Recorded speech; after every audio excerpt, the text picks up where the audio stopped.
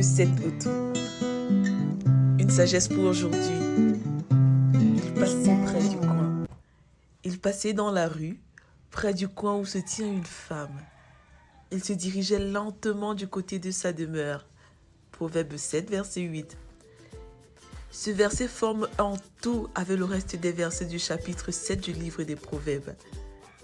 Dans ce chapitre, le parent sage met en garde son fils contre la vie de débauche en lui racontant l'histoire d'un jeune homme dépourvu de sens à la recherche d'une femme prostituée, celle-ci étant pourtant mariée. Dans notre verset, le jeune homme insensé se dirige lentement du côté de la demeure de cette femme prostituée. Ce qui veut dire que si le fils ne dirige pas librement ses pas vers le bien et la vie, il sera forcé de les diriger vers le mal et la mort.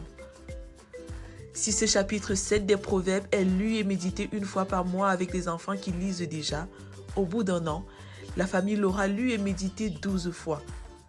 Ce genre de semence ne pousse pas forcément rapidement, mais avec le temps, elle porte du fruit. Pas le fruit d'une année, pas le fruit de 10 années, mais le fruit de toute une vie et de toute une éternité. Quel genre de fruits aimerons-nous porter? Des 4 critères de celui qui devrait être roi en Israël, figure un critère lié au sexe. Qu'il n'ait pas un grand nombre de femmes, afin que son cœur ne s'écarte pas. Deutéronome 17, verset 17a. Le plan de Dieu pour le roi d'Israël était qu'il soit à l'image de Dieu et qu'il trouve son plaisir en Dieu et non dans les sensualités éphémères de la vie qui conduisent à l'idolâtrie et à la ruine. C'est pour cette raison qu'après les sacrificateurs lévites, seuls les rois avaient le privilège d'avoir en permanence avec eux une copie de la loi de Moïse. Deutéronome 17, verset 18 à 19. Salomon demanda à Dieu la sagesse pour conduire Israël, mais il passait à côté de la sagesse pour se conduire lui-même.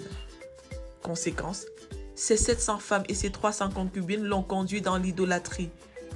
C'est ce péché de Salomon qui fut à l'origine de la division du peuple d'Israël en deux.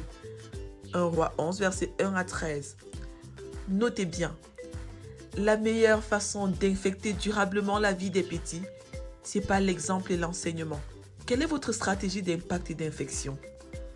Jésus dit, afin que vous alliez, que vous portez du fruit et que votre fruit demeure.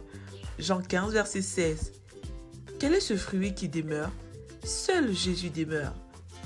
Cela voulait dire pour les disciples qu'ils devaient s'aimer Jésus dans la vie de tout homme par la mort en soi et arroser cette sémence par l'eau de la parole de Dieu jusqu'à ce qu'il soit semblable à Christ afin de pouvoir se dupliquer à son tour. Vérité. La volonté de Dieu, c'est que tous soient semblables à l'image de son Fils dans sa mort et dans sa résurrection. Application. Croire en Jésus mort pour mes péchés et ressuscité pour mon salut. M'identifier à sa mort et à sa résurrection.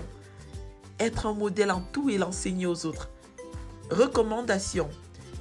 Exhorte de même les jeunes gens à être sensés à tous égards en te montrant toi-même un modèle d'œuvre bonne et en donnant un enseignement pur, digne. Tite 2, versets 6 à 7. Prions ensemble.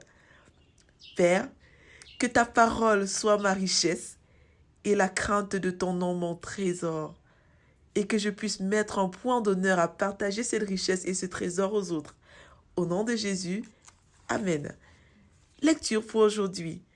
Psaume 31 à 35, Proverbe 7, Ézéchiel 37 à 39. Vous êtes bénis.